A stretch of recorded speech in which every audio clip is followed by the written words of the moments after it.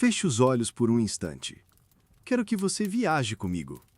Vamos voltar no tempo, uns 500 anos atrás, para o limiar do século XVI. O ar que respiramos é denso, uma mistura do cheiro de fumaça de lenha, de animais e de uma ansiedade quase palpável. Este é um mundo que está prestes a explodir, só que ele ainda não sabe disso. As certezas que seguravam a vida das pessoas por 1000 anos estavam começando a ruir. A Igreja Católica era tudo. Ela batizava você ao nascer, casava você, ouvia suas confissões e, o mais importante, enterrava você, decidindo o destino da sua alma por toda a eternidade. As catedrais góticas arranhavam os céus, lembrando a todos do poder de Deus e, por extensão, do poder da Igreja. Mas, se você olhasse de perto, veria as rachaduras. Para o povo comum, a vida era uma luta constante contra a fome, a doença e um medo profundo do que viria depois da morte.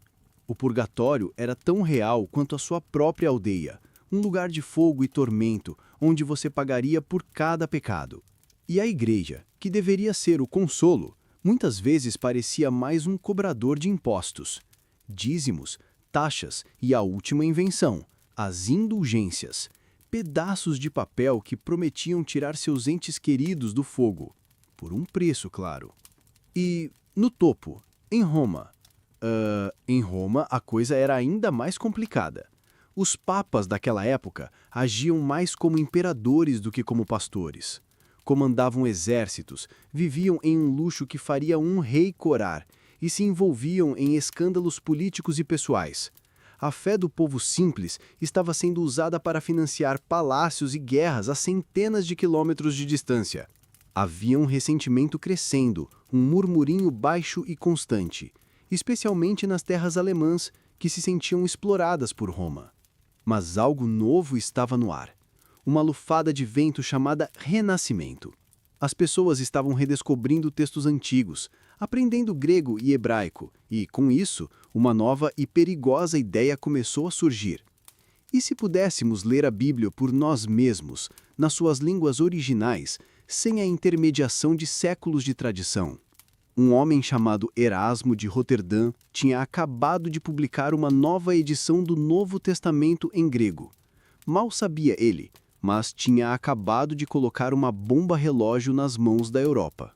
E para completar o cenário, uma invenção alemã, a prensa de tipos móveis de Gutenberg, estava pronta para atuar como o maior amplificador de ideias que o mundo já tinha visto.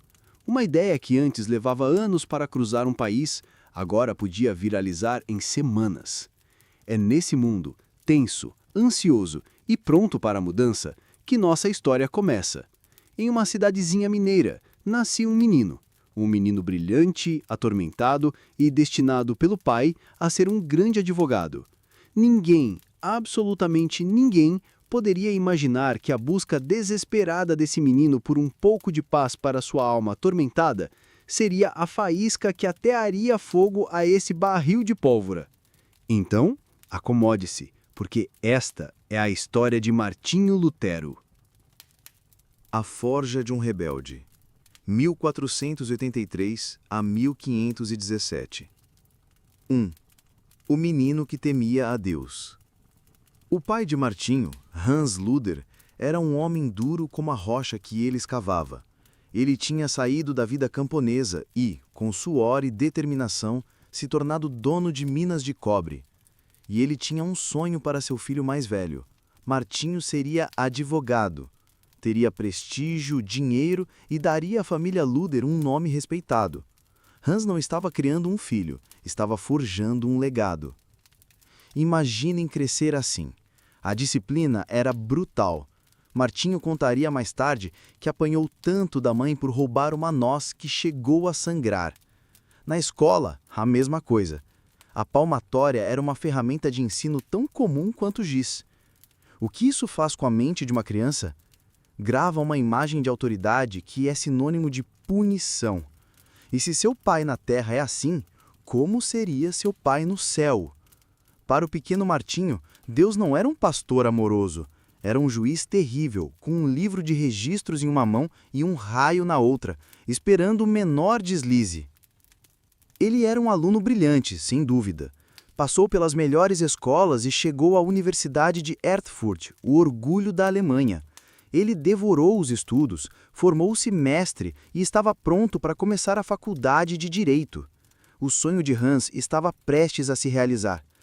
Mas por baixo da toga de estudante, a alma de Martinho estava em um estado de pânico silencioso. A morte o assombrava. O juízo final era uma certeza aterrorizante. E então veio o dia 2 de julho de 1505, um dia que começou comum e terminou com um mundo virado de ponta cabeça. Martinho cavalgava de volta para a universidade, sozinho na estrada. O céu escureceu de repente. Uma daquelas tempestades de verão, violentas e imprevisíveis, desabou sobre ele.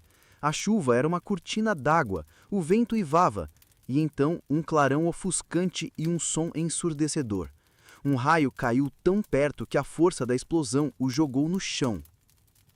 Naquele instante, toda a teologia, toda a filosofia que ele aprendeu desapareceu. O que restou foi o puro terror. O medo da morte súbita, de ser levado perante aquele juízo terrível sem ter tempo de se preparar.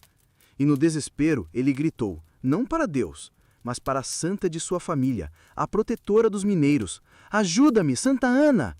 Eu me tornarei um monge! A tempestade passou. Martinho estava vivo, enlamedado, tremendo, mas vivo. Para nós talvez fosse apenas uma promessa feita no calor do momento, mas para ele, um voto era um contrato sagrado. Ele havia feito um pacto com o céu.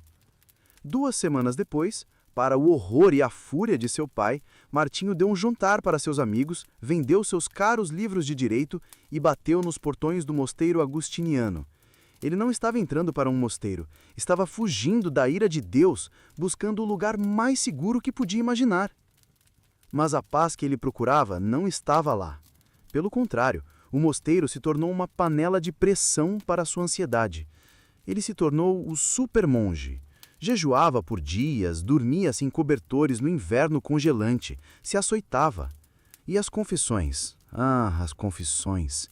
Seu superior, um homem sábio e paciente, chamado Johann von Staupitz, tinha que ouvir Martinho por horas, enquanto ele detalhava cada pequeno pensamento impuro, cada sombra de dúvida, cada pecado imaginável.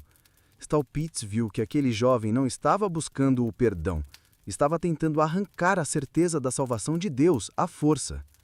Homem, disse Staupitz um dia, exausto, Deus não está engasado com você. Você é que está engasado com Deus. Ele viu o brilho naquele jovem atormentado e tentou uma nova abordagem. Primeiro, uma viagem. Em 1510, enviou Martinho a Roma. Talvez ver o coração da cristandade o acalmasse.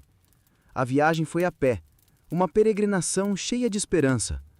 Mas Roma, em vez de um consolo, foi um soco no estômago. Ele viu padres ignorantes zombando da fé, corrupção por toda parte, uma cidade mais interessada em dinheiro e poder do que em almas. Ele subiu a escada santa de joelhos, rezando em cada degrau para tirar seu avô do purgatório. Mas quando chegou ao topo, um pensamento terrível o atingiu. Quem sabe se isso é verdade? Ele voltou para a Alemanha com mais dúvidas do que quando partiu. 3. A torre e a porta aberta para o paraíso. Staupitz não desistiu. Ele teve outra ideia, talvez a mais genial de todas. Forçou Lutero a se tornar doutor em teologia e a assumir o posto de professor da Bíblia na pequena e nova Universidade de Wittenberg. A lógica de Staupitz era: se você está afogando nos seus próprios pensamentos, talvez a responsabilidade de ensinar os outros o force a encontrar terra firme. E funcionou. Mergulhado nos Salmos, nos escritos de Paulo aos Romanos e aos Gálatas, Lutero começou a lutar com a Bíblia de uma forma que nunca tinha feito antes. A palavra que o assombrava era justiça. Romanos 1,17 dizia que no Evangelho a justiça de Deus é revelada. Para Lutero, essa era a pior notícia possível. A justiça de Deus era o padrão perfeito que ele nunca poderia alcançar. a régua pela qual ele seria julgado e condenado. E então, em algum momento entre 1515 e 1517, em seu estudo na Torre do Mosteiro, a revolução aconteceu. Não foi um raio do céu, mas uma iluminação na sua mente. Ele lia e relia a passagem: "O justo viverá pela fé." E, de repente, as peças se encaixaram de uma maneira totalmente nova. E se a justiça de Deus não fosse algo que Deus exige de nós, mas algo que Ele nos dá? E se não fosse uma justiça ativa que pune, mas uma justiça passiva que recebemos como um presente simplesmente por confiarmos na promessa de Cristo? A salvação não era sobre o que nós fazemos para Deus, mas sobre o que Deus fez por nós em Cristo. Ele mesmo descreveu o momento: "Senti que havia nascido de novo e que entrara no próprio paraíso por portas abertas." Imaginem o relívio, o peso de anos de angústia, de fejuns, de autoflagelação simplesmente desapareceu. O Deus juiz se transformou num pai amoroso. A escada para o céu que ele tentava escalar desesperadamente foi substituída por um abraço de graça. Lutero havia encontrado a paz. Ele ainda não sabia, mas também tinha encontrado a dinamite que explodiria a igreja medieval. A explosão, 1517 a 1521. O vendedor de fumaça e as 95 marteladas. Enquanto Lutero desfrutava de sua nova paz espiritual, um circo itinerante atravessava a Alemanha. O astro do show era um frade dominicano chamado Johann Tetzel, um mestre da propaganda. E o que ele vendia era o produto mais quente do mercado: indulgências. A coisa toda era um grande negócio. Em Roma, o Papa Leão X precisava de uma fortuna para construir a nova Basílica de São Pedro. Na Alemanha, um jovem nobre, Albrecht de Brandemburgo, havia se endividado até o pescoço para comprar o cargo de arcebispo. Então eles fizeram um acordo. Tetzel venderia as indulgências de São Pedro nos territórios de Albrecht e eles dividiriam os lucros, metade para o Papa, metade para pagar os banqueiros de Albrecht. Um negócio celestial com uma contabilidade bem terrena. Tetzel era um espetáculo. Ele entrava nas cidades em grande estilo, com sinos tocando e estandartes voando. Seus sermões eram puro terrorismo psicológico. Ele fazia as pessoas imaginarem seus pais e avós, queridos, gritando nas chamas do purgatório, implorando por ajuda. E então, ele oferecia a solução fácil: uma moedinha. Ele até tinha um slogan: "Assim que a moeda no cofre tilinta, a alma do purgatório salta." As pessoas compravam, e algumas delas eram da paróquia de Lutero em Wittenberg. Elas voltavam da feira de indulgências, balançando seus certificados de perdão e dizendo ao pastor Lutero que não precisavam mais se arrepender de verdade. Para Lutero, isso foi a gota d'água. Aquela paz que ele havia encontrado na graça de Deus estava sendo pisoteada e vendida como um amuleto mágico. Era uma mentira que roubava das pessoas a verdadeira fé e o verdadeiro arrependimento. Ele tinha que fazer alguma coisa. Como professor, o procedimento normal era propor um debate. Então, ele escreveu 95 pontos, ou teses, para discutir. Em 31 de outubro de 1517, ele afixou essa lista na porta da igreja do castelo. Pensem nisso não como um ato de rebelião, mas como uma postagem de um professor num quadro de avisos da universidade. Mas o conteúdo? O conteúdo era fogo puro. Ele questionava tudo. O Papa realmente tem poder sobre o purgatório? Se o Papa pode esvaziar o purgatório, por que ele não faz isso por amor, em vez de por dinheiro? Não seria melhor dar dinheiro aos pobres do que comprar esses perdões? Lutero esperava uma discussão acadêmica com outros teólogos. O que ele não esperava era a nova tecnologia da prensa. Alguém pegou aquelas teses, as traduziu para o alemão e começou a imprimi-las. Em questão de semanas, elas se espalharam como fogo em palha seca por toda a Alemanha. A briga de Lutero não era mais com Tetzel, era com Roma. 2. O monge contra os príncipes da igreja. No início, o Papa Leão X, lá em seu palácio em Roma, não deu muita bola. Uma briga de monges, ele teria dito. Mas o dinheiro das indulgências parou de chegar. E aí, a briga de monges virou um problema sério. Eles convocaram Lutero a Roma. Era uma armadilha. Ninguém voltava de um julgamento de heresia em Roma. Mas Lutero tinha um protetor, o príncipe Frederico da Saxônia. Um homem muito esperto. Frederico não disse que Lutero estava certo, mas disse que seu professor tinha o direito a um julgamento justo em solo alemão. Então, em 1518, em Augsburgo, Lutero ficou cara a cara com o cardeal Caetano, um enviado do Papa. Caetano era um homem poderoso e não estava ali para debater. Ele só queria uma palavra de Lutero. Revoco. Eu me retrato. Mas Lutero, para surpresa do cardeal, não se curvou. Ele argumentou, usou a Bíblia, disse que a autoridade do Papa não estava acima das Escrituras. O encontro foi um desastre. Lutero teve que fugir da cidade no meio da noite para não ser preso.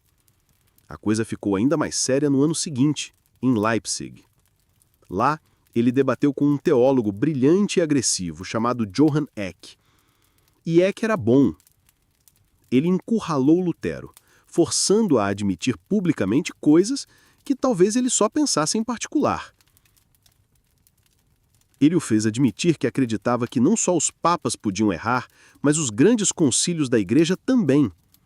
E pior, ele disse que Jan Hus, um homem queimado como herege 100 anos antes, estava certo em algumas coisas. O silêncio na sala deve ter sido ensurdecedor. Lutero acabava de cruzar uma linha. Ele não estava mais apenas atacando a corrupção. Ele estava atacando a própria autoridade da igreja. Para os seus inimigos, o caso estava encerrado. Martim Lutero era um herege. 3. Canhões de tinta e uma fogueira desafiadora. Sabendo que a condenação era inevitável, Lutero fez algo extraordinário em 1520.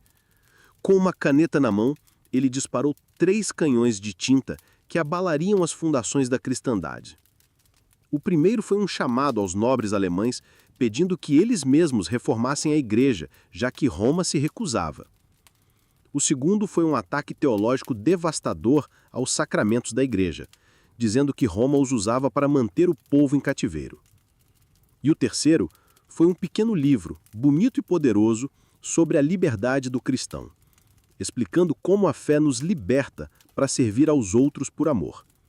Enquanto a Alemanha devorava esses textos, a resposta de Roma finalmente chegou. Uma bula papal, um decreto oficial, começando com as palavras: "Levanta-te, Senhor, um javali selvagem invadiu tua vinha." A construção de um novo mundo, 1521 a 1546. O Cavaleiro Solitário e a Bíblia para o povo. A viagem de volta de Worms era uma sentença de morte. Lutero e seus amigos sabiam disso.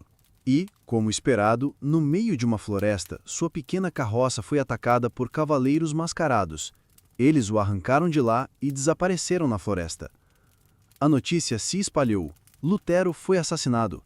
Seus seguidores ficaram desolados. Seus inimigos, exultantes. Mas tudo não passava de um teatro. Os cavaleiros eram homens do príncipe Frederico, o protetor de Lutero. Eles o levaram em segredo para o castelo de Wartburg, uma fortaleza isolada no topo de uma montanha. Lá, o monge mais famoso do mundo desapareceu. Em seu lugar, surgiu o Junker Jorg, o cavaleiro George, um nobre barbudo e de cabelos compridos. Foram 10 meses de solidão. Lutero se sentia um prisioneiro, lutando contra a depressão e o que ele descrevia como ataques literais do diabo. Ele contava que chegou a jogar um tinteiro no demônio em seu quarto. Para manter a sanidade e continuar a luta, ele se agarrou à única arma que lhe restava, a palavra. E ele começou o projeto mais ambicioso de sua vida: traduzir o Novo Testamento não do latim, mas do grego original para o alemão do povo. Pensem na magnitude disso.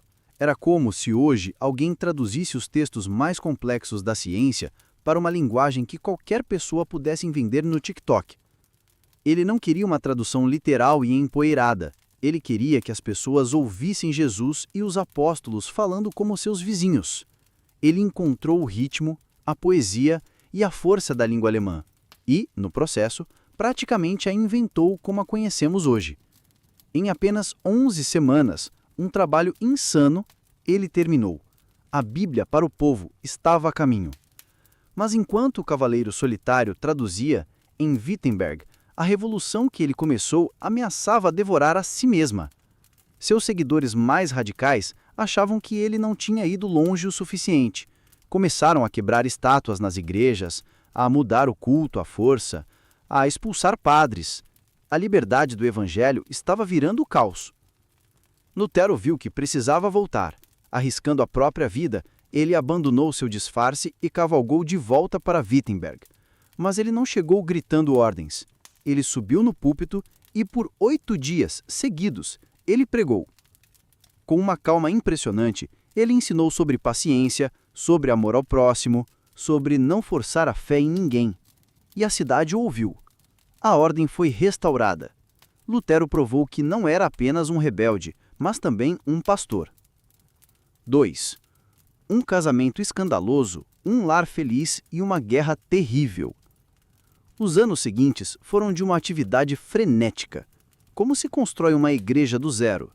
Lutero escrevia hinos, incluindo o famoso Castelo Forte, preparava sermões, criava catecismos para ensinar as crianças, e em 1525 ele fez a coisa mais chocante de todas. Ele se casou. A noiva era Catarina von Bora, uma ex-freira. Sim, você ouviu direito. Ela e outras 12 freiras, inspirados pelos escritos de Lutero, decidiram que a vida no convento não era para elas. Elas entraram em contato com ele e ele organizou uma fuga cinematográfica. Elas foram contrabandeadas para fora do convento, escondidas em barris de peixe. Depois de encontrar maridos para as outras, sobrou a determinada Catarina. Lutero, então, com 41 anos, decidiu se casar com ela. Foi um ato de pura teologia vivida. Se o celibato não era uma ordem de Deus, então ele, o maior crítico do celibato, deveria se casar. O que começou como um casamento de princípio se transformou numa história de amor e parceria. Kate era uma mulher incrível que transformou o velho e abandonado mosteiro de Wittenberg numa lar vibrante, uma pequena empresa e um hotel. Era um lugar barulhento, cheio de filhos, estudantes, conversas, debates e cerveja feita em casa.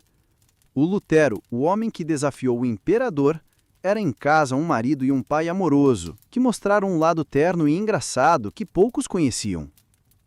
Mas a história, como sabemos, raramente é apenas feliz. Enquanto Lutero construía sua nova vida, uma tempestade social se formava. Os camponeses da Alemanha, oprimidos por séculos, viram na mensagem de liberdade cristã de Lutero uma promessa de liberdade também nesta vida. Eles se levantaram contra seus senhores em uma revolta massiva e violenta. No início, Lutero ficou do lado deles, criticando os príncipes por sua tirania, mas quando a violência explodiu, ele entrou em pânico. Para ele, a rebelião era o maior de todos os pecados sociais, uma obra do diabo para destruir a ordem de Deus. E aqui, amigos, a história toma um rumo sombrio. Em um panfleto furioso, Lutero pediu aos príncipes que esmagassem os camponeses sem piedade. E eles o fizeram. Dezenas de milhares foram massacrados. Foi o capítulo mais trágico da vida de Lutero, uma decisão que o assombraria e mancharia sua reputação para sempre. Ele escolheu a ordem em vez da justiça social. E a reforma, a partir daquele momento, se aliou firmemente ao poder dos príncipes. Um sonho dividido. O grande sonho de Lutero era reformar uma igreja unida. Mas o que ele viu nos anos seguintes foi a fragmentação. Outros reformadores surgiram e eles não concordavam com ele em tudo. O maior ponto de discórdia foi a Ceia do Senhor. Em 1529, em Marburgo, ele se encontrou com o reformador suíço Ulrich Zwinglio. Eles concordaram em quase tudo, mas não na ceia. Para Zwinglio, o pão e o vinho eram símbolos do corpo e do sangue de Cristo. Para Lutero, as palavras de Jesus, "Este é o meu corpo", eram literais. Cristo estava realmente presente ali. Pode parecer um detalhe para nós, mas para eles era o coração da fé. Lutero, teimoso, bateu na mesa e se recusou a chamar Zwinglio de irmão. O movimento protestante se partiu em dois naquele dia, uma ferida que nunca cicatrizou completamente. No ano seguinte, os seguidores de Lutero apresentaram ao imperador a Confissão de Augsburg, um resumo de sua fé. Era um documento corajoso, a certidão de nascimento da Igreja Luterana. Os últimos anos de Lutero foram difíceis. Sua saúde estava péssima e ele se tornou um homem velho e angrado. E aqui precisamos falar de algo eio, algo que não podemos ignorar. Seu ódio contra os judeus, que não se converteram à sua nova fé, explodiu em escritos terríveis, cheios de uma retórica violenta que seria usada séculos depois pelos nazistas. É uma parte sombria da história dele, um lembrete de que mesmo os maiores heróis podem ter falhas profundas e perigosas. Ele continuou trabalhando até o fim. No início de 1546, velho e doente, ele viajou para sua cidade natal, Eisleben, para resolver uma briga de família. Ele conseguiu. Pregou seu último sermão. E ali, na mesma cidade onde sua jornada havia começado 64 anos antes, seu coração finalmente parou. O grande rebelde estava em paz. Epílogo. O gigante e suas sombras. Então o que a gente faz de um homem como esse? Um homem que libertou a consciência de milhões, mas que também podia ser um intolerante furioso. Um homem que deu a Bíblia para o povo, mas que também escreveu palavras de ódio terríveis. A verdade é que Lutero não cabe em caixa simples. Ele não era um santo, e certamente não era um democrata moderno. Era um homem medieval até os ossos, cuja única e obsessiva pergunta era: como eu, um sicador, posso ficar em paz com um Deus santo? O legado dele é um paradoxo. Ao quebrar o poder da Igreja Católica, ele, sem querer, abriu caminho para o mundo moderno, com o seu individualismo, suas nações-estado e até mesmo sua ciência. Ao colocar a Bíblia nas mãos do povo e dizer leia por si mesmo, ele deu um impulso gigantesco à alfabetização e à educação. Ao celebrar seu próprio casamento e sua vida familiar, ele deu uma nova dignidade à vida cotidiana. Mas a sua revolução também mergulhou a Europa em um século de guerras religiosas sangrentas. E suas falhas nos lembram que a história nunca é uma fábula de heróis perfeitos e vilões puros. A história de Martinho Lutero é, no fim das contas, a história de um homem falível e monumental. Um gigante que, em sua desesperada busca por um Deus de amor, derrubou um mundo e, com seus acertos e seus erros trágicos, ajudou a construir o nosso. Sua vida é um lembrete poderoso de que, às vezes, as maiores revoluções não começam nas ruas com exércitos, mas na quietude do coração de uma única pessoa, lutando com suas dúvidas, sua fé e sua consciência. E essa é uma história que vale a pena contar. Herança da Tempestade. O mundo pós-Lutero. Nossa história, até agora, focou na vida de um homem, um monge cuja busca por paz com Deus acendeu uma fogueira que ele mesmo mal conseguia controlar. Mas a morte de um homem, por mais monumental que seja, não apaga uma ideia que já incendiou o coração de milhões. Quando Martinho Lutero deu seu último suspiro em 1546, a tempestade que ele conjurou não se acalmou. Pelo contrário, ela se transformou em um furacão que varreria a Europa por mais de um século, deixando em seu rastro reinos destruídos, novas nações forjadas e as fundações do nosso mundo moderno. Então, pegue sua lanterna. Vamos caminhar pelas décadas que se seguiram, um período de guerra, de santos e de tiranos, para descobrir o que aconteceu quando a voz mais poderosa da Reforma se calou e seus herdeiros e seus inimigos tiveram que lutar pelo futuro da cristandade. 1. A batalha pela alma da Reforma, a guerra e a paz. Enquanto o corpo de Lutero ainda era levado para Wittenberg, o imperador Carlos V, o mesmo homem que o confrontou em Worms, viu sua oportunidade. Por anos, ele fora forçado a tolerar os príncipes protestantes alemães por precisar de sua ajuda contra os turcos otomanos e a França. Mas agora, com o grande reformador morto, Carlos V acreditava que poderia esmagar a heresia luterana de uma vez por todas. Assim começou a Guerra de Esmalcalda. De um lado, o poder imperial, com exércitos espanhóis e italianos. Do outro, a Liga de Esmalcalda, uma aliança de príncipes e cidades luteranas. No início, parecia que a causa protestante estava perdida. Em 1547, na Batalha de Mühlberg, as forças do imperador obtiveram uma vitória esmagadora. Os líderes protestantes foram capturados. Wittenberg, o coração da reforma, foi tomada. Carlos V estava no auge do seu poder. Ele então impôs o chamado Interim de Augsburgo, um decreto que tentava forçar os territórios protestantes a voltarem aos ritos católicos, com apenas algumas concessões menores, como permitir o casamento de padres. Parecia o fim, mas uma ideia é mais difícil de matar do que um exército. A resistência foi feroz, não apenas dos príncipes, mas do povo e dos pastores. O interim foi amplamente ignorado ou sabotado. E então, em uma reviravolta digna de uma saga, a sorte mudou. Os príncipes alemães, católicos e protestantes, começaram a se unir, não por teologia, mas por política. Eles temiam que o poder absoluto de Carlos V esmagaria sua autonomia. Em 1552, os príncipes rebeldes, secretamente aliados à França, marcharam contra o imperador, pegando-o de surpresa e forçando-o a fugir. O resultado foi um impasse. Exausto por décadas de guerra, Carlos V finalmente aceitou o impensável. Em 1555, foi assinada a Paz de Augsburgo. Este tratado foi um dos documentos mais importantes da história europeia. Ele não estabeleceu a liberdade religiosa como a conhecemos hoje, mas sim um princípio que definiria o continente por um século. Quos regio eius religio. De quem é a região, dele é a religião. Em outras palavras, cada príncipe do Sacro Império Romano-Germânico teria o direito de decidir se seu território seria católico ou luterano. A fé do povo seria a fé do seu governante.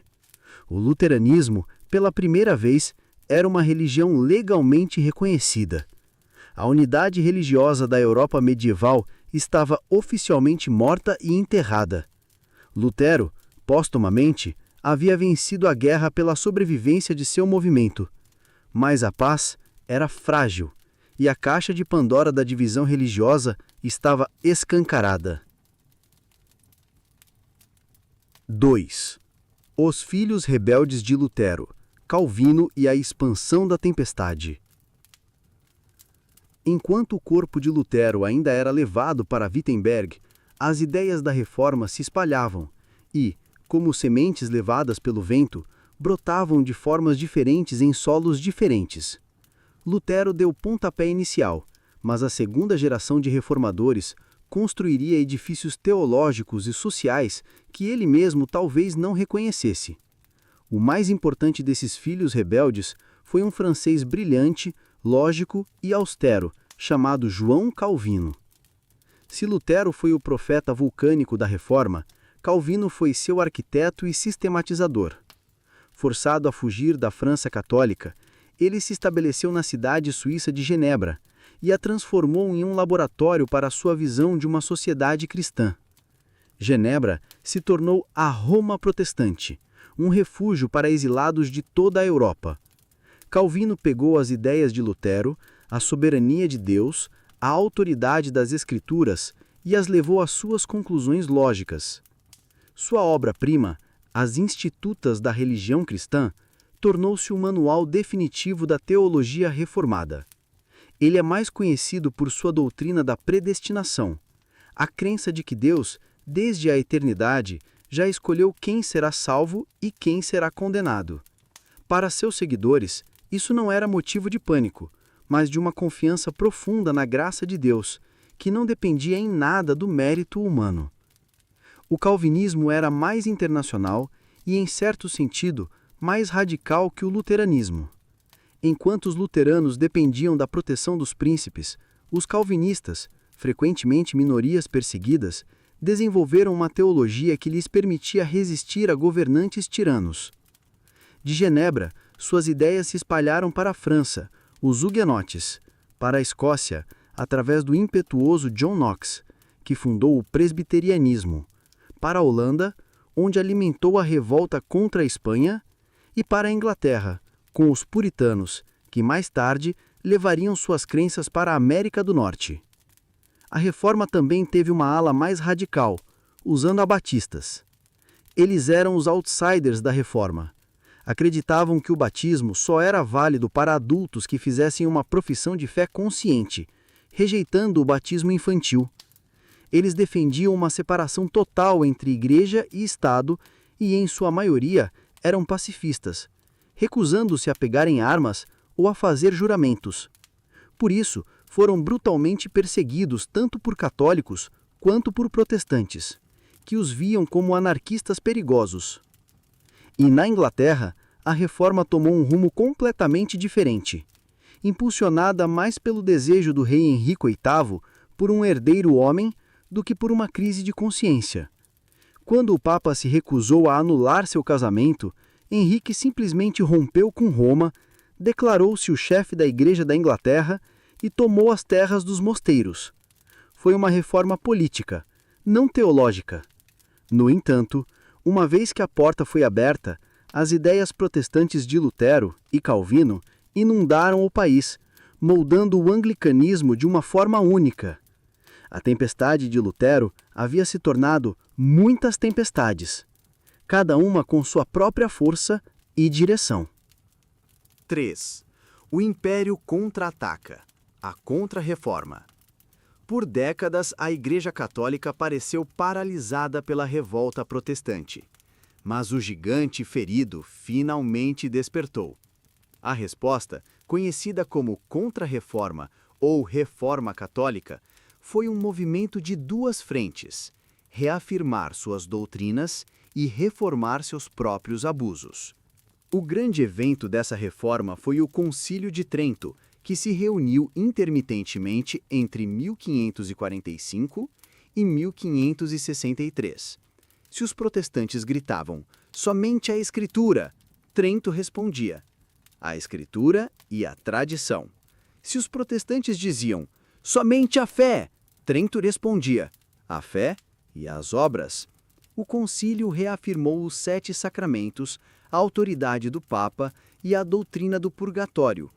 Não haveria compromisso teológico. Mas, ao mesmo tempo, Trento agiu de forma decisiva contra a corrupção que havia sido o estopim da revolta de Lutero. A venda de indulgências foi abolida. Foram estabelecidos seminários para garantir que os padres fossem educados e disciplinados. Os bispos foram obrigados a residir em suas dioceses. A Igreja Católica saiu de Trento mais centralizada, mais disciplinada e mais confiante do que nunca. E ela tinha uma nova tropa de elite, a Companhia de Jesus, ou os Jesuítas, fundada pelo ex-soldado espanhol Inácio de Loyola. Os jesuítas eram os soldados de Cristo, uma ordem marcada por uma disciplina rigorosa, uma lealdade inabalável ao Papa e um brilhantismo intelectual. Eles se tornaram os maiores educadores da Europa, fundando escolas e universidades. Foram missionários destemidos, levando o catolicismo para as Américas, a África e a Ásia. E foram confessores e conselheiros de reis, reconquistando politicamente partes da Europa, como a Polônia, e partes da Alemanha para a fé católica.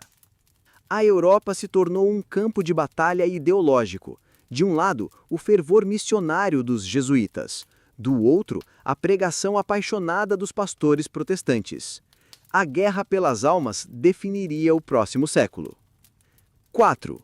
Curiosidades e o lado humano. Ecos da vida de um gigante. Para além das grandes batalhas e dos tratados, a vida de Lutero deixou um rastro de curiosidades que nos ajudam a entender o homem por trás do monumento. Lutero, o músico. Ele acreditava que a música era um dom de Deus, logo depois da teologia. Amava tocar alaúde e compôs dezenas de hinos, incluindo o famoso Castelo Forte é Nosso Deus. Sua intenção era que a congregação inteira cantasse, não apenas o coro. Ele efetivamente democratizou a música na igreja. O pai da língua alemã. Sua tradução da Bíblia não apenas unificou a fé, mas também a língua. Ele escolhia palavras e frases dos dialetos comuns para criar um alemão que todos pudessem entender, moldando a gramática e o vocabulário da língua alemã moderna de forma duradoura. Catarina von Bohr, a empresária. Sua esposa, minha senhora Katie, não era apenas uma dona de casa. Ela administrava a enorme propriedade do Mosteiro Negro, que funcionava como hotel, pensionato para estudantes e centro de conferências. Ela cuidava da horta, do pomar, do lago de pesca e até montou uma cervejaria, que produzia uma cerveja muito respeitada em Wittenberg. Era ela que mantinha as finanças da família em ordem, permitindo que Lutero se dedicasse à sua obra. Conversas à mesa. Tischreden. Lutero adorava conversar durante as refeições. Seus estudantes e hóspedes anotavam tudo o que ele dizia. Essas conversas à mesa nos mostram o Lutero sem filtros. Engraçado, grosseiro, profundo, supersticioso e profundamente humano. Ele falava sobre teologia, sobre o diabo, sobre política e sobre as alegrias de uma boa cerveja alemã. A lenda da macieira. Há uma famosa citação atribuída a ele, embora sua origem seja incerta. Mesmo que eu soubesse que amanhã o mundo se despedaçaria, eu ainda plantaria minha macieira. A frase captura perfeitamente sua fé robusta e sua crença em fazer o trabalho de Deus no aqui e agora, independentemente do futuro. 5. A longa sombra. Lutero e o mundo em que vivemos hoje. 500 anos é muito tempo. Por que a história de um monge alemão ainda importa? Porque, quer saibamos ou não, vivemos em um mundo profundamente moldado pela tempestade que ele iniciou. A consciência individual, quando Lutero disse, "Aqui estou, não posso fazer outra coisa", ele estava afirmando que sua consciência individual, informada pela Escritura, tinha primazia sobre a autoridade do Império e da Igreja. Essa ideia se tornou uma pedra angular do pensamento ocidental, influenciando o desenvolvimento da liberdade de expressão, dos direitos humanos e da democracia. O secularismo. Ao quebrar o monopólio da Igreja Católica sobre a vida espiritual e política, a Reforma, ironicamente, abriu caminho para um mundo mais secular. A fragmentação religiosa forçou os estados a encontrarem uma nova base para sua autoridade, que não fosse exclusivamente divina, levando à lenta separação entre Igreja e Estado. A educação para todos. A insistência de Lutero de que cada cristão deveria ser capaz de ler a Bíblia por si mesmo foi um motor revolucionário para a alfabetização em massa. A Reforma impulsionou a criação de escolas públicas e a ideia de que a educação não era um privilégio da elite, mas uma necessidade para todos. A ética do trabalho. O sociólogo Max Weber argumentou que a ênfase protestante na vocação, a ideia de que o trabalho diário, seja de um sapateiro ou de um agricultor, é um serviço sagrado a Deus, ajudou a criar uma ética de trabalho que foi fundamental para o surgimento do capitalismo. A sombra do ódio. Não podemos nos esquecer do legado sombrio. Os escritos viram lentamente antissemitas de Lutero nos seus últimos anos foram uma mancha terrível. Eles foram desenterrados e usados com efeito devastador pela propaganda nazista no século XX, um lembrete assustador de como as palavras de um grande homem podem ser distorcidas e usadas para um mal incalculável. Hoje, quando debatemos o papel da religião na praça pública, quando defendemos nossa liberdade de consciência contra a pressão do Estado ou da sociedade, quando discutimos a importância da educação ou a ética das nossas vidas profissionais, estamos, de muitas maneiras, continuando a conversa que Martinho Lutero começou com 95 marteladas na porta de uma igreja. A saga dele nos mostra que a história, não é um conto de fadas sobre heróis perfeitos, mas a história complexa e muitas vezes contraditória de seres humanos falíveis que, em sua busca por significado, algumas vezes conseguem de fato virar um mundo de cabeça para cima. A tempestade continua. A Revolução Silenciosa. Enquanto a Europa convulsionava com as ondas de choque teológicas e políticas emanadas de Wittenberg, uma outra revolução, mais quieta e talvez mais profunda, começava a tomar forma. Era uma revolução que não se travava com exércitos ou decretos, mas com anéis de casamento, pincéis de artistas e notas musicais. Se a grande história da reforma foi escrita nos púlpitos e nas dietas imperiais, sua alma foi forjada nos lares, nas oficinas e nas igrejas de aldeia. Esta é a história de como as ideias de Lutero deixaram o pergaminho e a academia para se infiltrarem na vida cotidiana, mudando para sempre o que significava ser uma família, o propósito da arte e o poder da música. É a história da revolução que se podia ver, sentir e, acima de tudo, ouvir. 1. O nascimento da casa pastoral, o mosteiro que virou lar. Quando Martinho Lutero se casou com Catarina von Bora em 1525, ele o fez, como vimos, por uma mistura de princípio teológico e talvez um pouco de teimosia. Mas nem ele poderia prever a profundidade da transformação que aquele ato desencadearia. O casamento de um monge herege com uma freira fugitiva não foi apenas um escândalo, foi a criação de um novo arquétipo que se tornaria o coração da vida comunitária protestante, a casa pastoral. O lar deles era um antigo mosteiro negro de Wittenberg, um presente do príncipe Frederico. Era um edifício enorme, frio e em grande parte abandonado. Quando Catarina chegou, era um lugar mal assombrado por corredores vazios e memórias de ascetismo. Mas nas mãos dela, o mosteiro, que fora um lugar de renúncia ao mundo, se transformou em um centro vibrante de atividade mundana e espiritual. Catarina, a estrela da manhã de Wittenberg. Seria um erro terrível ver Catarina apenas como a esposa de Lutero. Minha senhora Kate, como ele a chamava carinhosamente, e às vezes com uma ponta de ironia, era uma força da natureza. Tendo passado a maior parte da sua vida em um convento, onde aprendeu a administrar, a cuidar dos doentes e a trabalhar com plantas, ela aplicou essas habilidades com uma energia espantosa. Ela transformou o terreno do mosteiro em uma fazenda produtiva. Supervisionava os campos, plantava um vasto jardim de vegetais e ervas medicinais, criava um pomar, criava gado, porcos e galinhas, e administrava um lago de pesca. A casa dos Lutero era praticamente autossuficiente, mas sua obra-prima era a cervejaria. Kate aprendeu a arte de fabricar cerveja e sua produção se tornou famosa em Wittenberg pela sua qualidade. A cerveja não era apenas uma bebida, era um alimento básico, uma forma de pagamento e o lubrificante social para as intermináveis discussões que aconteciam em sua casa. Lutero, que apreciava uma boa caneca, gabava-se para os amigos. Tenho a melhor esposa do mundo. Ela é obediente, uma ótima administradora e, o melhor de tudo, faz uma cerveja excelente. O Mosteiro Negro, sob a gestão de Kate, tornou-se uma empresa movimentada e um centro de hospitalidade. Além de seus 6 filhos, a casa abrigava parentes, tutores, estudantes que alugavam quartos, refugiados políticos e teológicos e um fluxo constante de visitantes que vinham de toda a Europa para conversar com o grande reformador. Em um dia típico, dezenas de pessoas se sentavam para as refeições.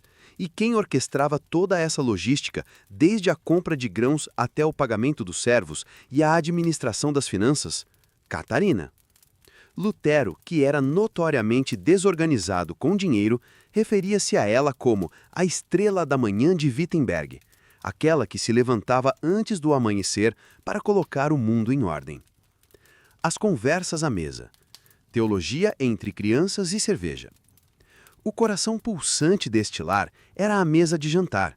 Era ali, em meio ao barulho das crianças, ao tilintar das canecas de cerveja e ao cheiro do ensopado de Kate, que a teologia de Lutero ganhava vida. Os estudantes, com cadernos em mãos, anotavam avidamente tudo o que o doutor dizia. Essas anotações, conhecidas como conversas à mesa, o Tischreden, são um tesouro que nos revela o homem em sua totalidade.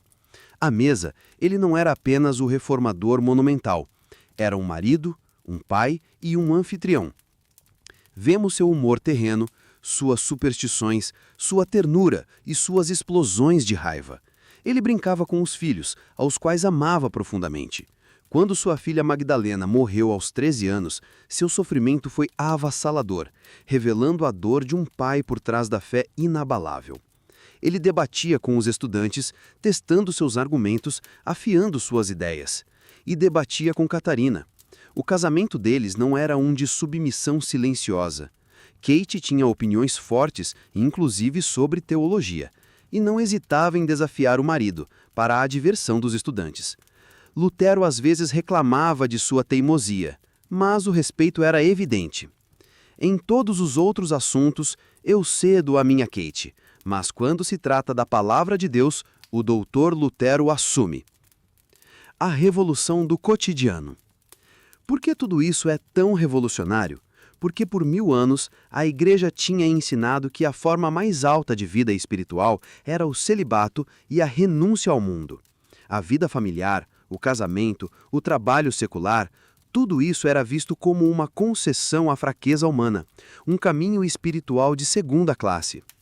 A casa de Lutero e Catarina demoliram essa ideia. Ao transformar o mosteiro em um lar, eles declararam que a vida de fé mais autêntica não era vivida fora do mundo, mas dentro dele.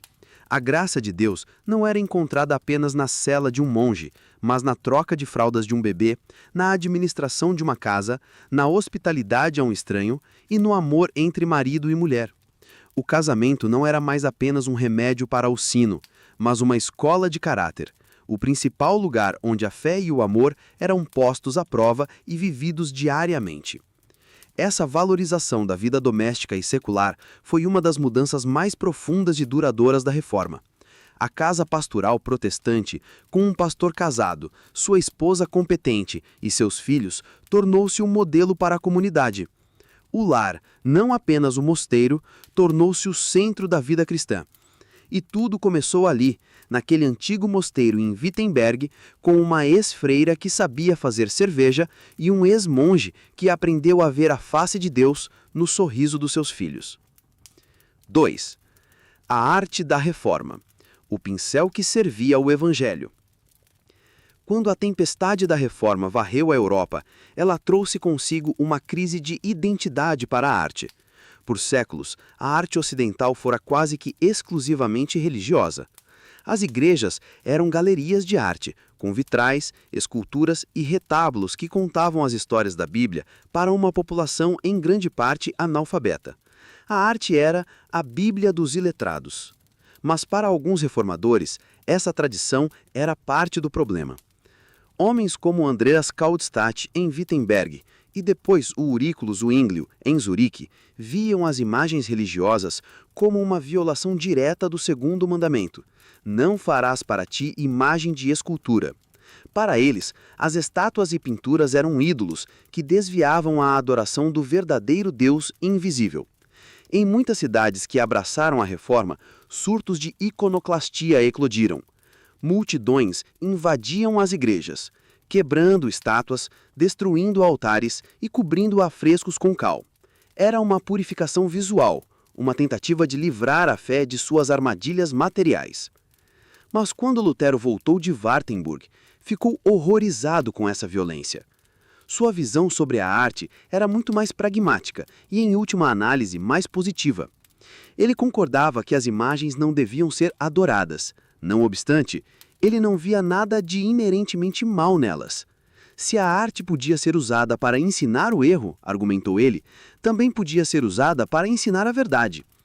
Se não é pecado, mas bom, que eu tenha uma imagem de Cristo no meu coração, por que seria pecado tê-la em meus olhos?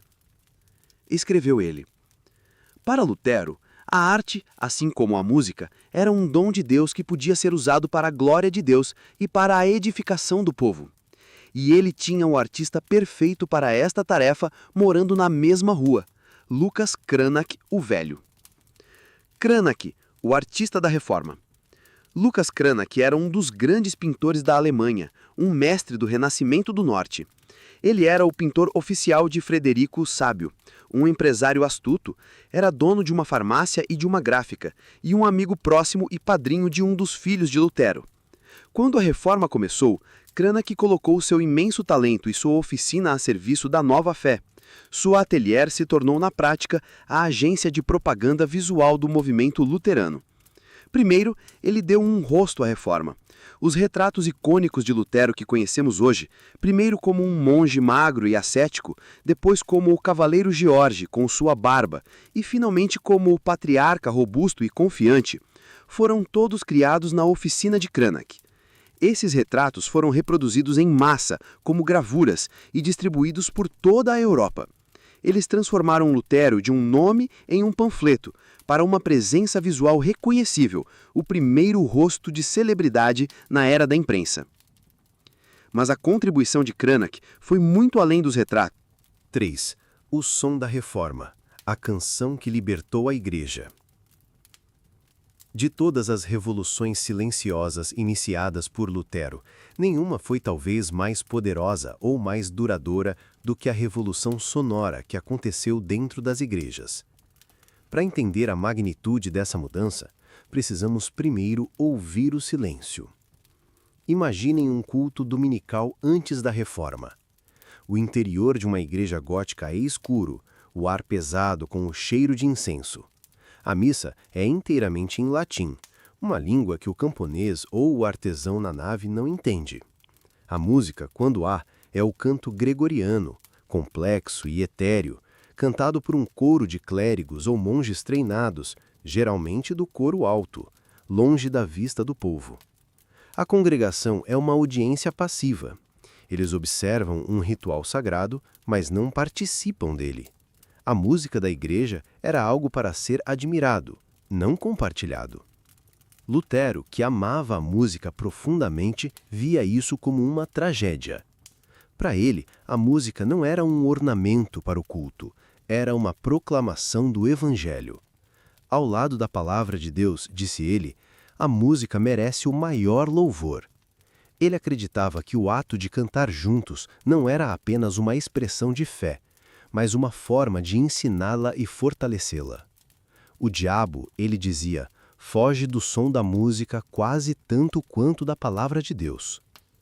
Ele queria que a congregação inteira cantasse.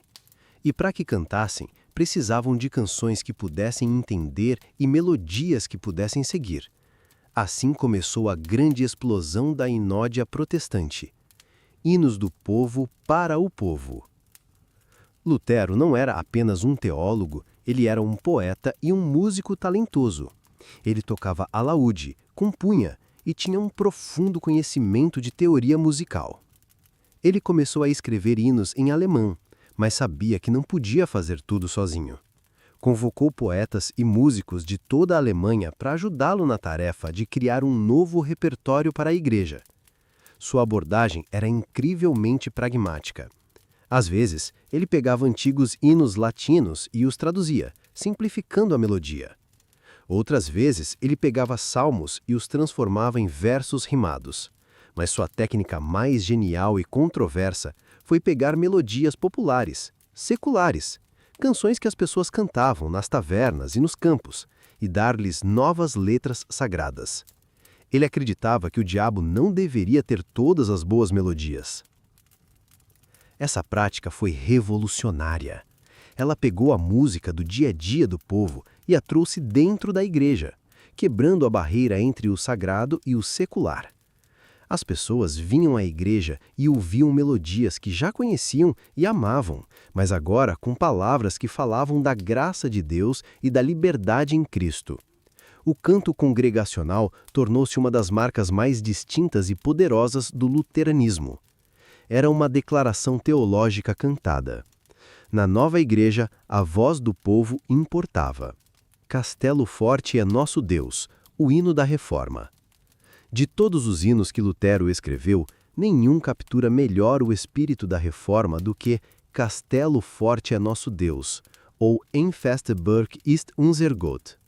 Inspirado no Salmo 46, o hino se tornou o hino de batalha não oficial do protestantismo. A data exata de sua composição é incerta, mas muitos a associam a um período de grande perigo e perseguição por volta de 1527. A melodia, provavelmente composta pelo próprio Lutero, é forte, desafiadora e marcial. Não é uma melodia etérea para contemplação passiva, é uma marcha para um povo em luta. As palavras são um manifesto de confiança desafiadora em meio ao caos. Elas falam do velho e mau inimigo que nos persegue, mas afirmam que as forças do mal não prevalecerão. E por quê? Não por causa da força humana. Nossa força não é nada, estamos quase perdidos, mas por causa de Cristo, o homem certo do lado de Deus. O hino termina com uma declaração de vitória espiritual, mesmo diante da perda terrena. Que eles levem os bens, a honra, a criança e a esposa. O reino ainda nos permanecerá. Castelo Forte se espalhou pela Alemanha e além. Foi cantado por exércitos protestantes antes das batalhas, por mártires a caminho da fogueira e por comunidades que enfrentavam a perseguição. Tornou-se mais do que uma canção. Era uma identidade, um pilar sonoro de fé e resistência. A revolução musical de Lutero transformou o culto cristão. A igreja não era mais silenciosa. Ela estava cheia do som das vozes do povo, homens, mulheres e crianças cantando em sua própria língua, proclamando sua própria fé. Ao dar uma canção à congregação, Lutero lhe deu uma voz, uma unidade e uma força que nenhum sermão poderia alcançar sozinho. A reforma, daí em diante, podia ser ouvida nas ruas, nos lares e nos campos, carregada nas melodias que um monge apaixonado por música havia libertado.